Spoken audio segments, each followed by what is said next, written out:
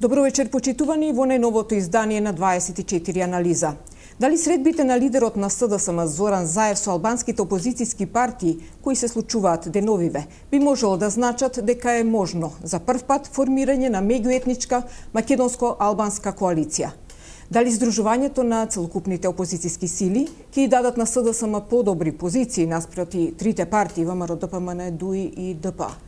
Што значат последните изјави на лидерите на двете најголеми партии на албанците во земјава, ДУИ, ДП, Али Ахмети и Мендух Тачи? Ова се дел од темите кои во оваа 24 анализа ќе ги дискутираме со господин Зулфија Дили, пратеник и член на партијата Унитети, и Петар Арцовски, политички аналитичар. Добро вечер. Добро вечер. Господине Адили, сакам со вас да почнам. Лидерот на СДСМ Зоран Заев минатата недела имаше средба со председателот на вашата политичка партија, господинот Гзим Острени. Зашто се дискутираше? Првин благодарам на поканата и ова беше фактички прва средба, формална средба помеѓу председателот на Унитети, господинот Гзим Острени, и председателот на СДСМ, господинот Зоран Заев. Тоа беше една класично средба која што седнаа двајцата председатели, кои што се на некој начин, уствари на сите начини се опозицијски партии, едната од албанскиот политички кампус, другата од македонскиот политички кампус, и беше неформален состанок, се сретна во ресторан во среда Скопје, не беше тајна средба, значи ние и као политичка партија, као Унитети, не се криеме да направиме состаноци, средби со лидерите на опозицијските политички партии во земјата, било тоа од албанскиот политички кампус, било тоа од македонскиот политички кампус, затоа што на крај краева и албанците, и македонците, и турците, и сите што живеат во Македонија преди се граѓани на оваа држава, и сите сакат подобар живот, и сите сакат подемократски институции, и сите сакат ова наша држава да ја гледат понапредна отколку што е во моментов. Така да тоа беше еден, може да се каже, пријателски разговор, што дискутира двајцата лидери на политичките партии за актуелната ситуација политичка во Македонија. Тој период кога се видоа господинот Заев и господинот Острени, баш пред 2-3 дена, мислам дека беше распуштањето на собранието, и јавноста и вие знаете дека јас бев единствениот пратеник во собранието што гласав против распуштање на таков начин на собранието, затоа што веќе јавноста знае дека е дискутабилен начинот на кој што се изгласаше распуштањето на собранието на ваков начин. На некој начин тоа е и противуставно, но како и да е, тоа ќе им го оставиме на експертите да го кажат дали е тоа противуставно или не е противуставно. Така да тоа беше една средба која што можеби за прв пат се случуваат вакви средби на ваков начин во Македонија, но кога се има во предвид тешката политичка состојба во државата, тоа е нормално да се видат, да разговарат опозицијските политички партии од двата блока и да дискутират за актуелната политичка состојба. Дали постои можност, ако не некоја цврста коалиција, барем некоја поблиска соработка меѓу партиите? Па вака, ако веќе одиме малце понапред, од 90-та година, значи од кога се осамостои Македонија од бившата Југославија, значи никогаш немал влада без албански политички партии. И секогаш имало влади од двете политички партии, од албанскиот и од македонскиот политички кампус. Проблемот, барем јас и Унитети, мислиме дека во Македонија проблемот е граѓанскиот концепт или рамноправноста на сите граѓани во државата.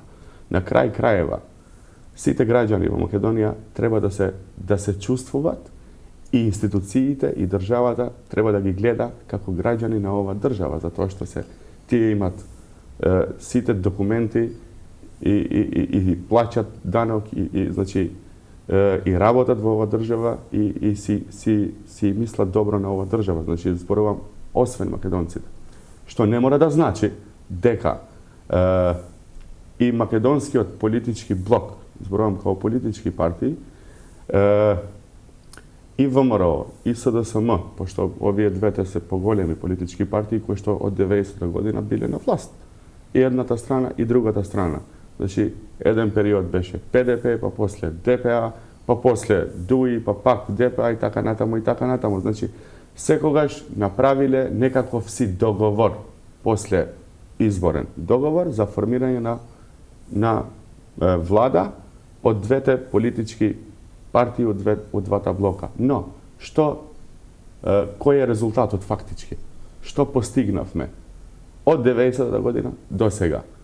Значи, јас сега нема да се навратам баш од тогаш, пошто на крај крајови малце сум и од помладата генерација, но ја мислам дека политичките партии од македонскиот блок треба да размислуваат малце посериозно и покоректно за да направиме постабилни и подемократски институции, поквалитетни и постабилни демократски институции, без разлика кој или од која етничка припадност ги водат тие институции. Дали е тоа албанец, пример, премиер или председател на држава или министер за финансии или министер за одбрана или не знам што од тие условно кажано од по проблематичните институции. Не знам зашто е така кажуваат дека биле по-проблематични, но треба фактички да гледаме на постабилни институции, поквалитетни институции во оваа држава, без разлика кој е тој што ги води тие институции. И ако веќе Македонија ние ја гледаме како граѓанска опција, како граѓанска држава, но за да поставиме реални уставни механизми, за да тие граѓани што живеат во оваа држава, што се чувствуваат, а се чувствуваат као граѓани на оваа држава, да бидат рамноправни и да ги чувствуваат државните институции и оваа држава да ја чувствуваат као своја. За да ја чувствуваат као своја, и институциите и државата треба да придонесе за сите граѓани рамноправни во оваа држава. Значи, нашиот концепт е рамноправност на сите етнички заедници во оваа држава со преку уставна категорија, значи преку уставните механизми што треба да се постават во уставот. Господин Арсовски, која е вашата оценка? Можен ли е некаков сојуз меѓуетнички? Не е исклучено. И јас мислам дека средбата помеѓу Газим Остерина и Зоран Заев имаше и некаков друг малку политички контекст. Не беше само толку протоколарно. Туку Зоран Заев во последниот период условно речено, дуи конкретно малку ја смени реториката по прашањето на изборите. Таму се очекуваше некаква поблиска соработка. Ако се сеќавате, Ахмети до недела дена пред таа средба велеше на памет не ми паѓа да одам на избори без опозиција. Па потоа се смени таа политика во некаква тврда поддршка за фиксниот датум 24 април. Мислам дека таму имало некакви разговори за дополнителна изборна соработка и дека Зоран Заев со проширувањето на кругот во кој се среќава со албанските партии, не само со унитети, туку и со другите партии, се обидува да направи некаков пробив вон етничките табори и да ги зголеми предизборните шанси за сопствената партија. Секако е одлично за македонската демократија кога границите помеѓу етничките политички блокови би се надминали. Ние такви пробиви сме имали и предходно. Имавме таков пробив, например, со Инар Самоани, кој зема 150.000 гласа, значајни македонски гласови. Имавме таков помал пробив со Стево Пендаровски, кој зема исто така албански гласови, тогаш дуи ги бойкотираше парламентарните избори. Така што секако е добро за демократија да се движиме кон некаква граѓанска агенда наместо само етничка агенда. Но не сум сигурен дека македонската демократија е стигната во таа фаза. Фазите за кои зборува и колегата, во кои мораат да се движат тие предизборни соработки се следните. Првата фаза која ние веќе сме ја затвориле, тоа е постизборна соработка. Тоа е да го затвориме прашањето дека во владата мора да учествува албански партнер. И дека не може да работиме по принцип на мајоризација. Дека не може влада да се состави без мнозинство и од најголемата малцинска заедница. И тоа е прашање кое е веќе апсолвирано. Ние на почетокот на 90-тите години разговаравме дали една македонска партија кога би имала мнозинство во собранието треба или не треба да вклучи албански партнер. За секоја среќа на македонската демократија таа дебата ја завршивме на вистински начин. Дека албанците како најголема малцинска заедница мора да учествуваат суштински во формирањето на влада. Имаше излети, дали најголемата партија, дали не најголемата партија, дали победник со победник, дали не победник, тоа се веќе партиски агенди. Важното прашање за македонската демократија сме го затворили. Втората фаза се предизборни коалиции. Тоа значи партиите не после избори, како секој ќе освои во својот табор толку колку што ќе освои да се спојуваат заради собраниски математики, туку да се спојат претходно, да направат заеднички листи, да направат предизборна коалиција. Таа може да биде со заеднички листи или со раздвоени листи, но однапред подпишана некаква коалиција, тука има две варијанти. И третата, од која мислам дека сме се уште далеку, се суштински граѓански партии, во кои нема да се гледа дали некој во таа партија е албанец, македонец, турчин, влавсер, ром, бошњак и така натаму. Проблемот од преминот во втората фаза во Македонија е што политичките агенди на македонските политички елити и на албанските политички елити во основа се некомпатибилни во моментот. Ние се уште ги гледаме правата кон етникумите, ги гледаме како да одземаме од нашите права. Тоа е првиот сериозен проблем. Второ, политичките опоненти се гледаат како непријатели, а не само како политички опоненти. И во рамки на етничките табори, а особено преку етничките табори, се уште доминира националната агенда наспроти граѓанската и што е најважно, мнозинството од македонците и мнозинството од албанците имаат диаметрално спротивставена визија за тоа каде треба Македонија да оди во наредните 5 до 10 години. Македонците велат сакаме да го задржиме името, би се откажале од ЕУ и од НАТО.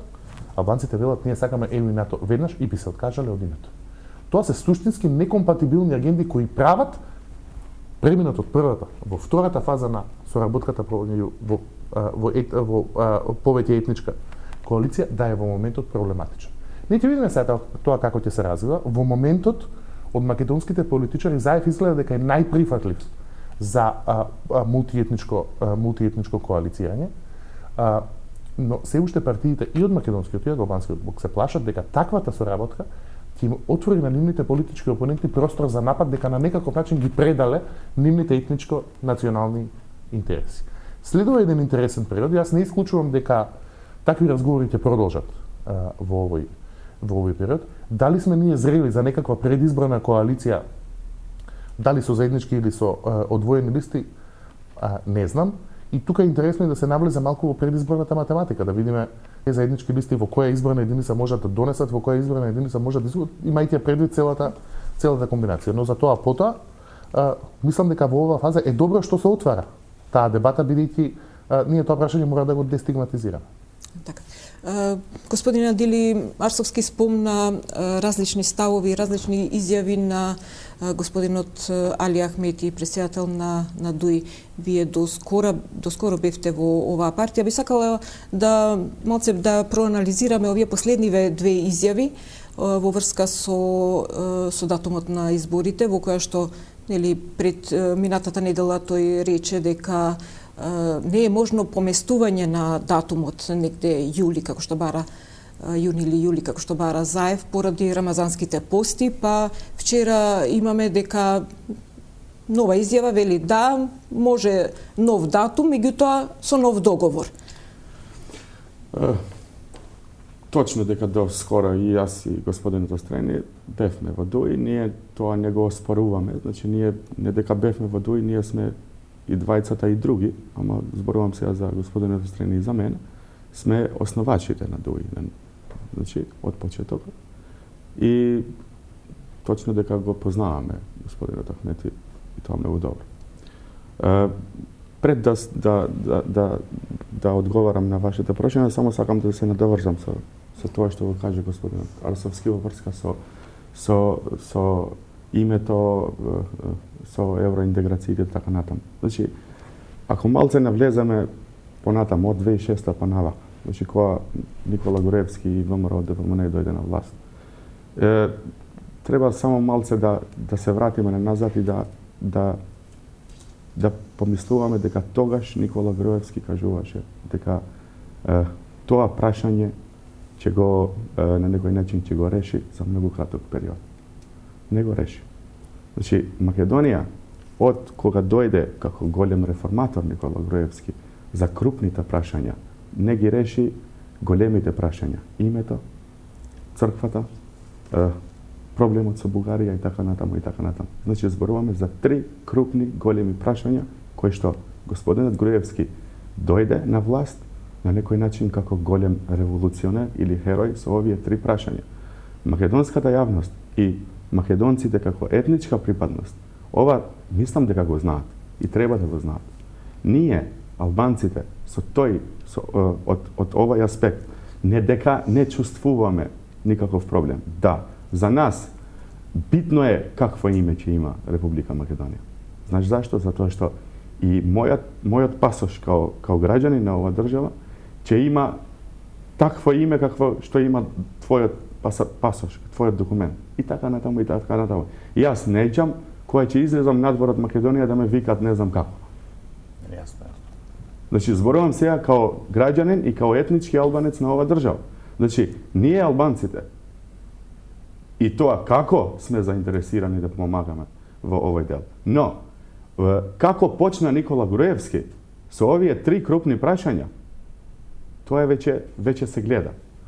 Да се навратам на вашето. Значи, ова со рамазанските постови, тоа е малце смешно. Пошто господинот Ахмети тоа не го интересира. Како прво, како второ, во Република Македонија постои исламска верска заедница која што како институција се занимава со верските прашања и тоа фактички е надвор од ова класичните државни институции и тие се расправаат со тие прашања и со рамазанските постови, и со Бајрам, и со другите значи исламски работи кои што се во Македонија. Едно, второ, господинот Ахмети и господинот Груевски заедно на почетокот, кога зборувам за почетокот кога Груевски му понуди на Ахмети уставни промени.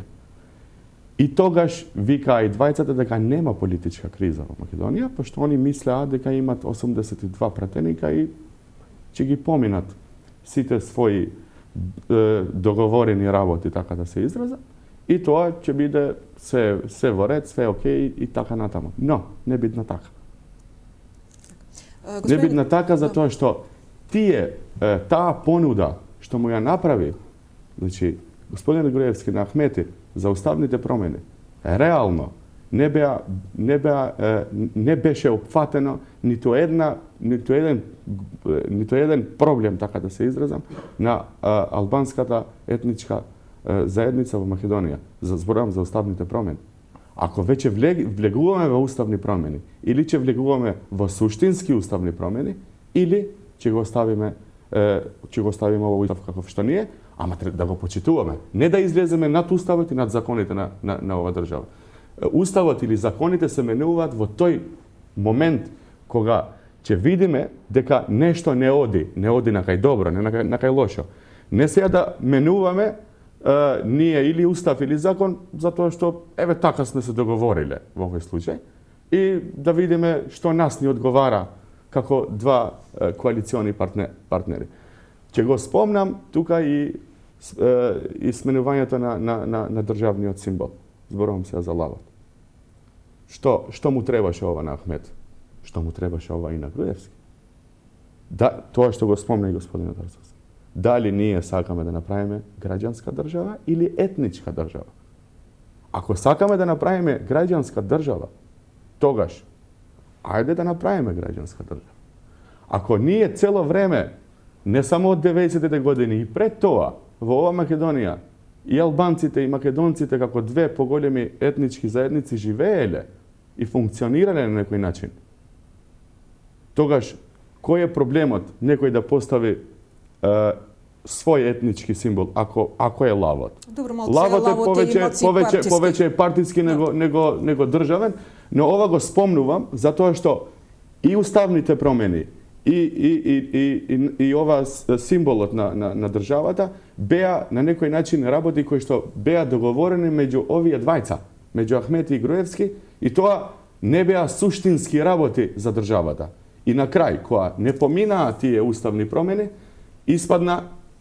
излезе Заев со бомбите и излегува фактички тие на некој начин прљави работи што ги направиле и двајцата во овој случај. И господинот Ахмети и господинот Груевски, и на крај признаа и двајцата дека да, има политичка криза.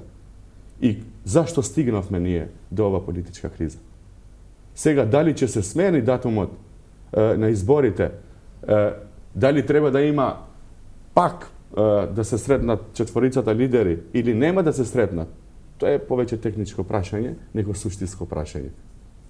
Зашто треба да се одлагат? Не е проблемот за 24 април као датум. Проблемот е што направија и што се договорија во пржен на четирите лидери и дали се имплементирани тие прашања за што се договорија и тие четири политички лидери на поголемите, така да се изразам, политички партии, парламентарни политички партии во држава. Ја мислам дека не. Суштината на пржинскиот договор беше да се разреши политичката криза. Ама кој не донесе до ова политичка криза? Мнозинството. Значи, ВМРО и ДОИ.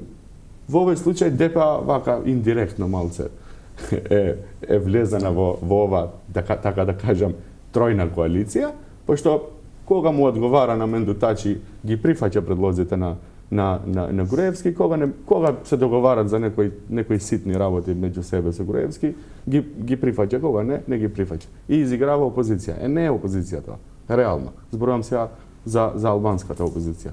Така да, не е суштински разговор дали тоа биле или не биле рамазанските постови. Рамазанските постови ќе бидат во тој датум што е определен со друг календар.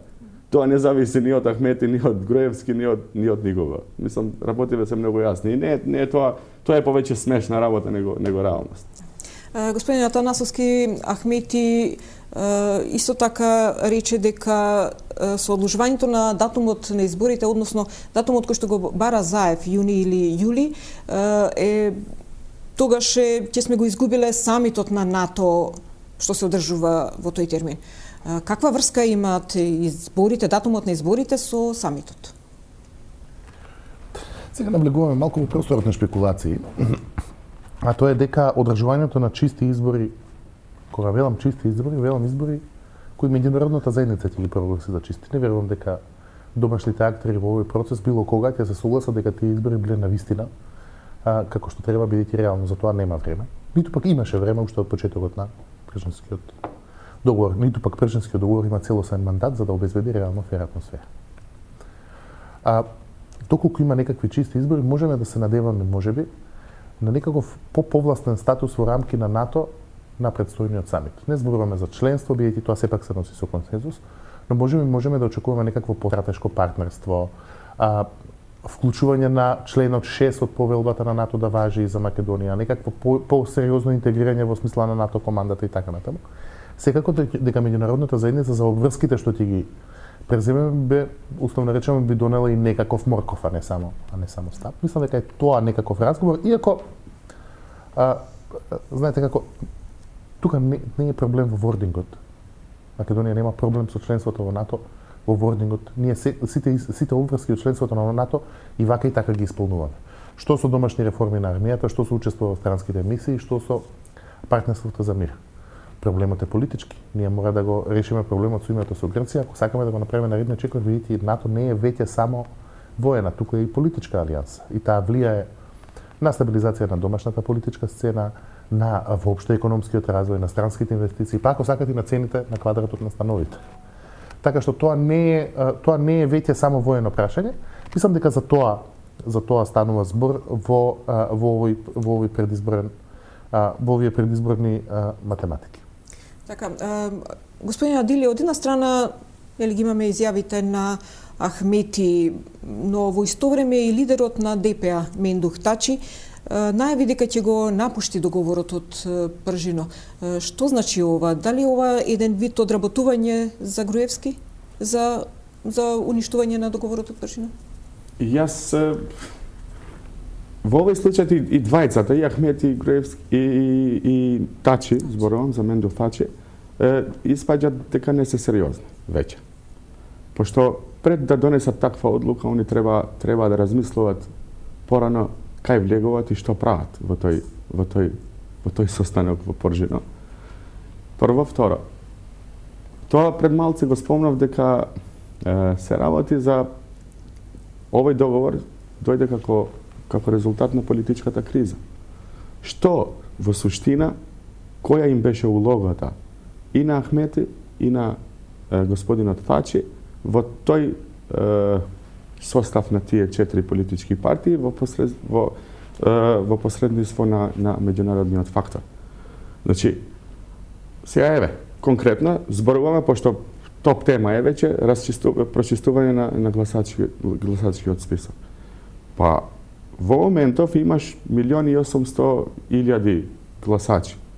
Реално кажано, колку жители живеат во Македонија? Колку граѓани живеат во Македонија? Знаеме ние дека од 2002 година не е направен попис на населението. Така, ќе се вратиме потосно за гласачкиот список. Целта ми беше дека сега, што им е целта на двајцата? Да одат по секоја цена на 24 на избори? Значи, ако им е тоа целта, без да се направат овие суштински прашања што се направија, што се договорија во Пржино, тогаш зашто би оделе на избори? Целта да се оди на избори, на предвремени избори, е да се вратат демократски институции во државата. Не е целта да дојдат пак на власт истите што се и да продолжи може и уште полошо од ова што го имаме, зборувам како политичка криза. Така да и двајцата сега во овој период веќе не се сериозни. Дали одработуваат за Груевски? Па до сега да. Сега па и ова што го прават, мислам дека е така. Така. Тука предлагам мала пауза, се враќаме во студиото веднаш по рекламите.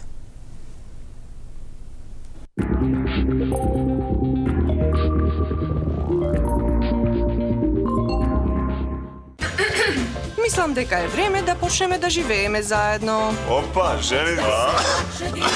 И да кажда нема више. Пуштете ги добрите работи, добро да звучат. Од Хемофарм, за секое добро. Стоп за двата типа на кашлица. Со Хербион сирупите против двата типа на кашлица. Хербион, два типа на кашлица. Различен пристап. Супер наградна игра на Елит Кафе. 300 дена, 300 машини за перење. Секој ден по една и многу други награди. Отвараш, уживаш и машина за перење добиваш. На здравје кафе со Елит Кафе.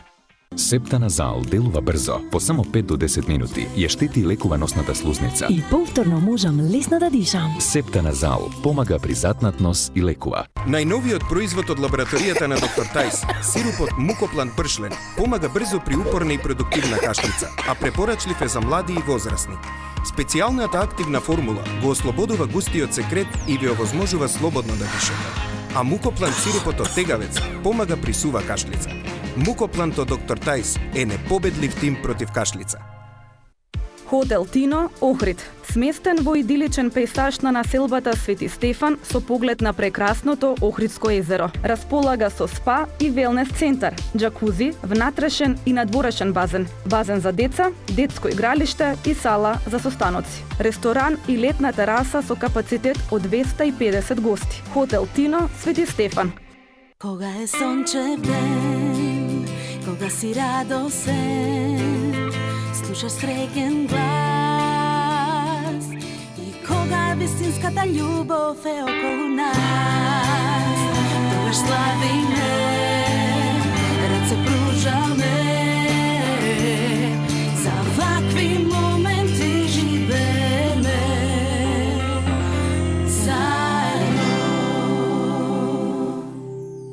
наша Виолета. Денес и после се, повторно сме заедно. Сладка е исто како и првиот пат кога ја видов. Ја држам цврсто и не ја пуштам никогаш повеќе. Струмка и јас, шо да ти расправам? Струмка, традиционално освежување.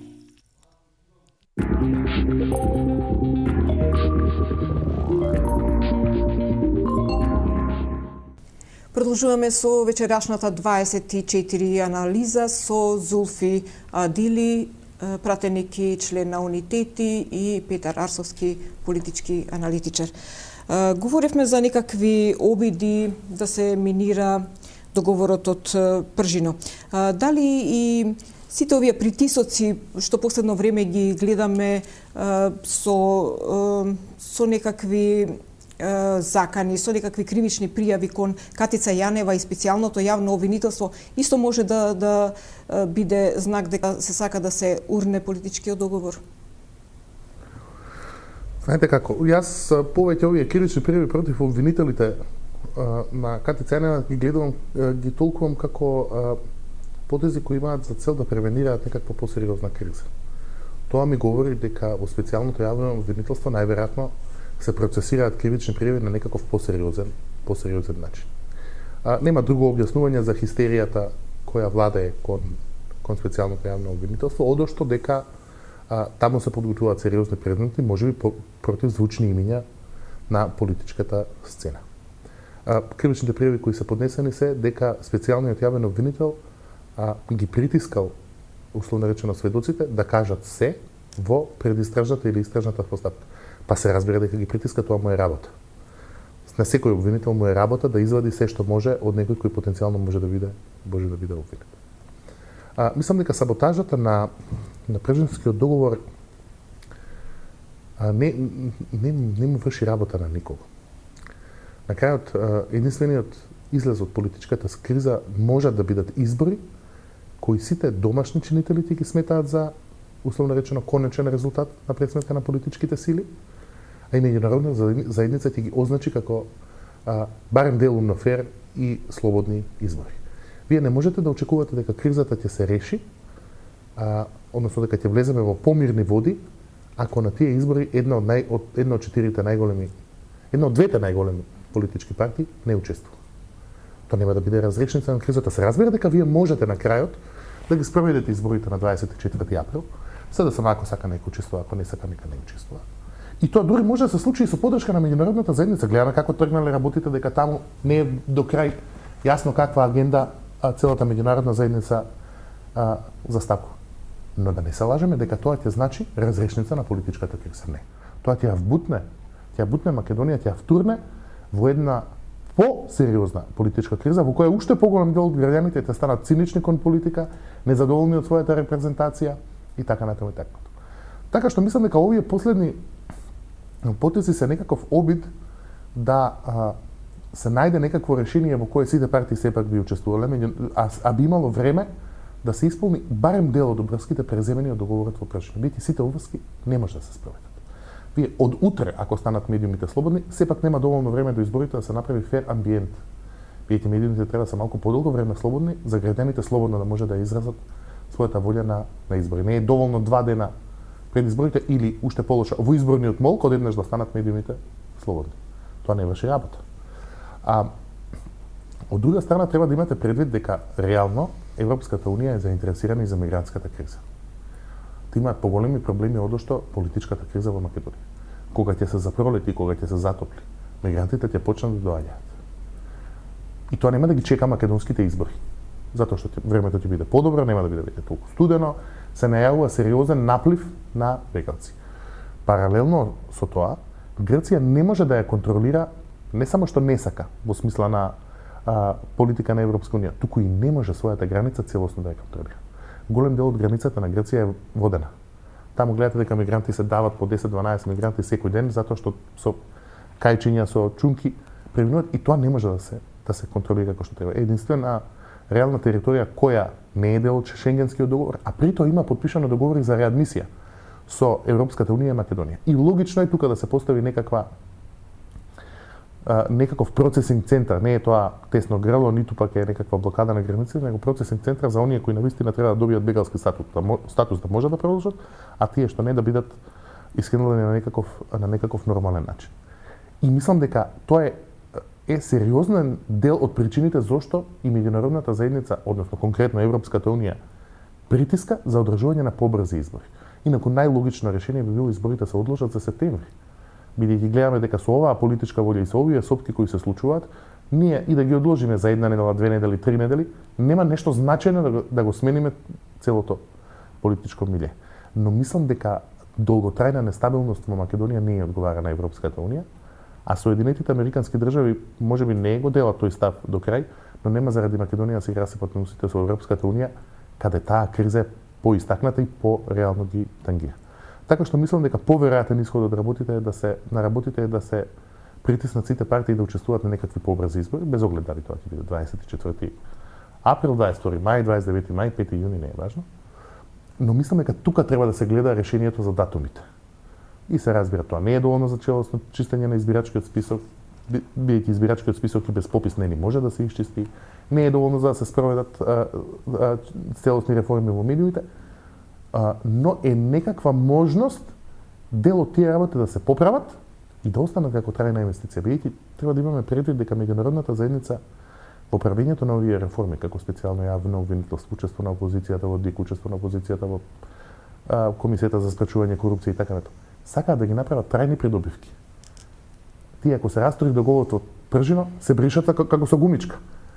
Се додека важи договорот од пржино, важи и специјалното јавно обвинителство. Последните потези се најава од страна на ВМРО ДПМН дека таа своја авторитарна позиција во општеството нема да ја предадат без борба. Затоа имаме кривични пријави кон обвинителите на Катица Јанова, затоа имаме една малку посериозна хистерија во тој табор и мислам дека тоа дополнително ќе се расплеткува релативно брзо. Бидејќи најавите на Катица Јанова се дека најдосно до 15 март има некакви кривични пријави од таму, тоа е за 2-3 недели. Мислам дека таму ќе се заострува борбата, но мислам дека притисокот од меѓународната заедница за брзи избори ќе остане.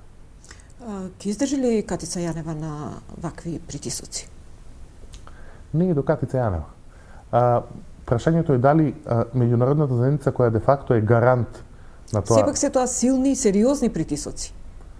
Па знаете како, Катица Јанева мора да добие некакви гаранции од меѓународната заедница дека нејзината работа нема да биде загрозена со лични закани, напади и непринципиелни однесувања. Таа не може сама во море непријателско на институции кои работат против неа да се избори. Таа не е Дон Кихот да се бори против ветриници. Сепак, меѓународната заедница е таа која мора да ја го гарантира барем тој минимум слободен простор каде таа мора да функционира и се разбира да ја обезбеди нејзината и лична слобода и безбедност. Мислам дека вистинското прашање е дали меѓународната заедница цврсто ќе застане специјалното јавно обвинителство како начин да се лустрира, условно речено, овие најави за криминал кои ги видовме во бомбите, ќе го направат трајна демократска инвестиција. Тоа Катица Јанева ниту нејзиниот тим не може да го направат сами, бидејќи тие не живеат во вакуум. Тие се сепак живеат во Македонија, каде имаат комшии, пријатели, колеги и така натаму, живеат во таа средина. Ке ве вратам, рековте дека меѓународната заедница ќе инсистира на трајни вредности, но и брза за избори. Но колку се можни тие трајни вредности, доколку нели на тие брзи избори повторно победи ВМРО ДПМН, немаме добро прочистен избирачки список, немаме сепак елементарни услови за едни кредибилни избори. ВМРО ДПМН ако победи, како ќе имаме тогаш трајни вредности? Ние не знаеме што ќе се случува по изборите. Збориме условно. Да, точно е дека придобивките од пржинскиот договор ќе бидат под ризик и ќе бидат под напад доколку ВМРО ДПМН извојува сериозна победа на изборите, таква која ќе му дозволи повторно да владее со условно речено цврста рака. Но тоа е битка која меѓународната заедница, на која на нас како општество и на меѓународната заедница како најдобри поддржувачи на овој процес допрва не следи. Но за нас и како општество и за меѓународната заедница изборот кој сега е на маса дали тоа што сме го имплементирале од Пржинскиот договор ќе го задржиме или тоа ќе дозволиме да пропадне уште сега. Бидејќи расторањето на Пржинскиот договор де факто веднаш го поништува специјалното јавно обвинителство, ги поништува реформите на Државната изборна комисија, ги поништува овие преговори за реформи во медиуми, контролата на работењето на специјална петата управа во МВР, сите придобивки кои сме ги договориле сега, ги поништува веднаш. Нема гаранции дека тие ќе се задржат ако ВМРО-ДПМН не остане на изборите. Но сигурно е дека ќе ги изгубиме сега ако сега го расториме договорот. Не знам дали ме разбирате. Така што мислам дека ставот кој го насетувам од меѓународната заедница е дајте тоа што до сега сме го направиле да го заштитиме. А потоа секако ни предстои борба да го направиме трајно и евентуално да го прошириме. Каква е вашата оценка доколку да речеме се согласат трите партии да има некакво пролонгирање на датумот на изборите, односно нели да се прифати барањето на СДСМ и односно на Зоран Заев да има избори во јуни или во јули.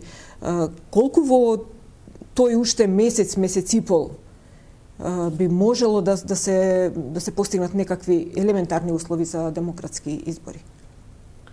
Не може. Датумот на изборите не влијае суштински на атмосферата на изборите ако претходно не направиме некакво тектонско поместување во атмосферата која владее во предизборието и начинот на кој се практикува власта и политичката кампања во Македонија. Изборите, ако не смените начинот на кој се работи, ако државата се уште може да доминира со владени пари во медиумите, ако се уште во предизборието се кршат правилата, па министрите се појавуваат отварајќи чешми и така натаму, ако институциите се метастазирани од државниот апарат, ако границата помеѓу партијата и државата е избришена, ако МВР и кривични пријави се користат како начин за политички прогон на неистомислиците, вие можете изборите да ги одложите на 5 години нема да се смени изборната атмосфера. Значи не е тоа датумот за изборите не е и никогаш нема да биде услов за фер избори. Условите за фер избори мора да се барат во целосната имплементација, дури не ни да говорат во Пржино, туку на извештајот на Прибе. Таму може да се барат целосно фер услови. Пржино е некакво мало множество, субсет од тој поширок опсег на извештајот на Прибе, за кој партиите и актерите меѓународната заедница одлучиле дека е возможно да се спроведат до април. Или и тоа не успеавме до април да го спроведеме. Значи, мора да се смени политичката волја и мора да се смени пристапот кон условите за изборите. Пред да почнеме да разговараме за датум. Ние не може да очекуваме дека ќе имаме фери слободни избори, ако прво во изборите го договараме датумот. Се разбира, потоа сите партиите сакаат, најаките партии во моментот, ќе сакаат до тој датум да се исполни што е можда помалку. Така немаме фер атмосфера. Како што беше досега. Господине Адили, каква е состојбата кај албанскиот електорат? Какво е довербата на граѓаните во двете најголеми партии на албанците, ДУИ и ДПА, особено по емитувањето на бомбите на СДСМ? Значи, албанскиот електорат и ДУИ и ДПА веќе ги гледа како приврзок, така да се изразам, на Никола Груевски на ВМРО ДПМН.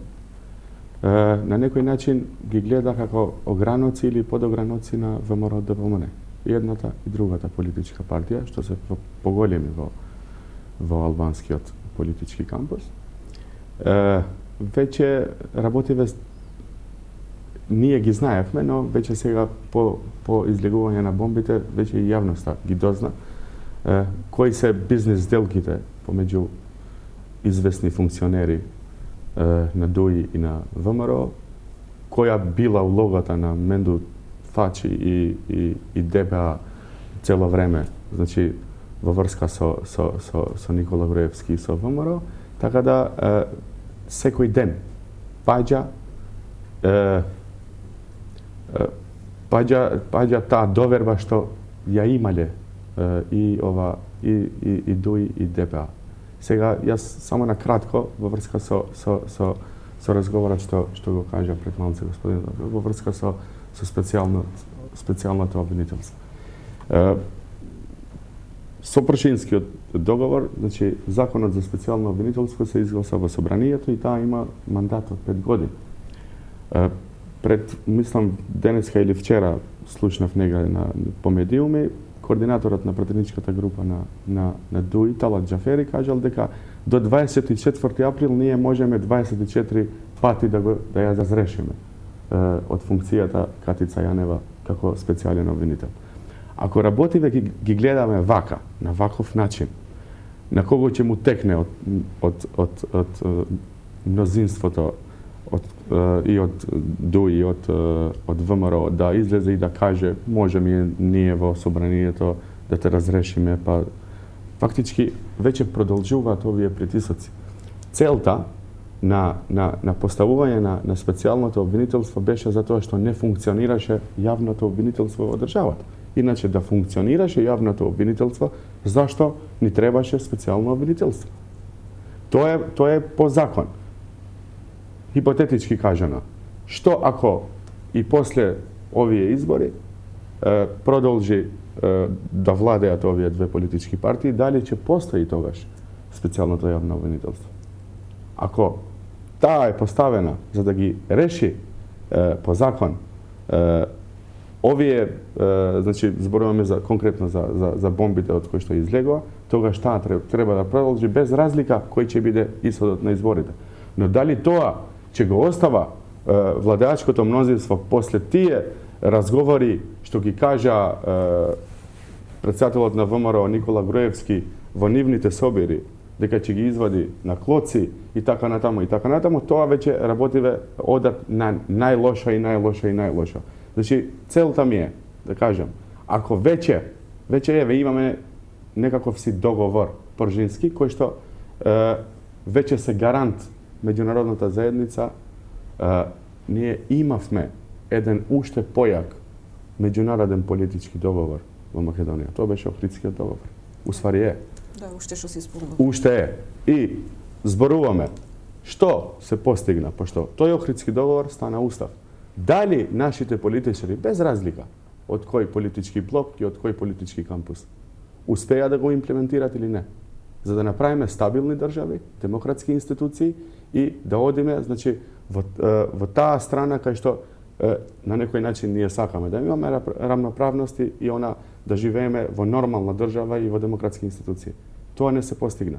И зашто стигнавме до тука? И кој нас ни гарантира, ако имаме несериозни политичари, без разлика како кој ќе добие на наредните избори, без разлика која ќе се одржат тие.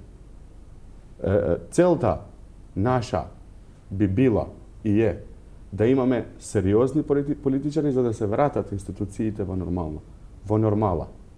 На ваков начин не, пошто цело време овие инсистират, значи да таа моќ што ја имат и финансиска и политичка да остане во нивните раце. На ваков начин не можеме да се надеваме на подобра иднина на нашите граѓани и на нашата држава. Така. Господин Адили и господин Атанасовски, ви благодарам за учеството во емисијата. Вам, почитувани гледачи, за вашето внимание. Довидување.